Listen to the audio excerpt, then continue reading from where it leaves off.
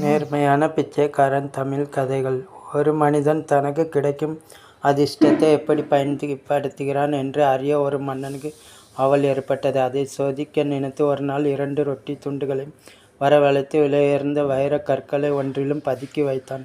பிறகு 2 ரொட்டி துண்டுகளையும் பணியாளர் ஒருவரிடம் கொடுத்து, கவனமாக கேள், தகுதியுள்ள கண்ணியமான மனிதன் ஒருவனுக்கு இந்த கனமான ரொட்டியை கொடு, மற்றொரு சாதாரண ரொட்டியை ஒரு சாதாரண பிச்சைக்காரனுக்கு கொடு என்று சொன்னான். நீண்ட மேலோங்கி அணிந்து அடர்ந்த தாடியுடன் சாமியாரைப் போல் தோற்றமளித்த ஒரு நபருக்கு அந்த பணியாளர் வைரக்கற்கள் நிரம்பிய கனமான ரொட்டியை அளித்தான். பிறகு ஒரு பிச்சைக்காரன் அளித்தான். அவற்றையெல்லாம் மன்னன் தன் அரண்மனை மேலிடத்திலிருந்து பார்த்து கொண்டிருந்தான்.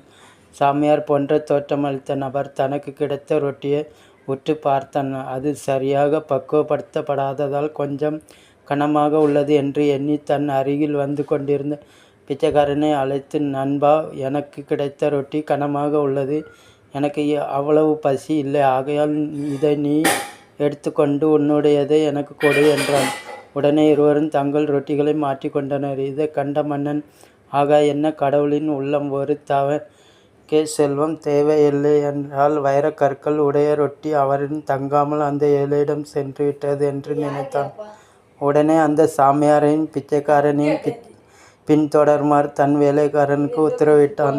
அன்று மாலை அவ்விரு பற்றி தகவல் மன்னனுக்கு கிடைத்தது. சாமியார் போல் தோற்றமளித்தவன் தன் வீட்டுக்கு சென்று பொய் தாடியும் மேலங்கியும் எடுத்துவிட்டு ஆசை தீர ரொட்டியை உண்டுவிட்டு பிறகு பழையபடி தாடியை ஒட்டி வைத்து கொண்டு சாமியார் இடத்தில் பிச்சைக்காரன் எடுத்து கிளம்பிவிட்டான். அறிந்த தன் வீட்டிற்கு சென்று பிச்சைக்காரன் தன் மனைவியும் ரொட்டியும் உண்ணத் தொடங்கியது. அதற்கு இருந்த வைரக்கற்களை கண்டான். மகிழ்ச்சியில் துள்ளிய அவள் மனைவி அவற்றை தாங்களே எடுத்துக்கொள்ள விரும்பிய போது அந்த பிச்சைக்காரன், இந்த வைரக்கற்களை கொண்டு கடவுள் என் மனச்சாட்சியை சோதிக்க விரும்புகிறார். இந்த ரொட்டியை அளித்த அரச பணியாளரும் இதை பற்றி உண்மையை தெரிந்து கொள்ள வேண்டும். இவ்வாறு வைரக்கற்கள் உள்ளிருப்பது அவருக்கு தெரியாது என்றால் அவருடைய பொருளை அவரிடமே சேர்க்க வேண்டும். ஆனால் தெரிந்து அவர் கொடுத்தால் என்றால் இதை அந்த சாமியாரை சேர வேண்டும்.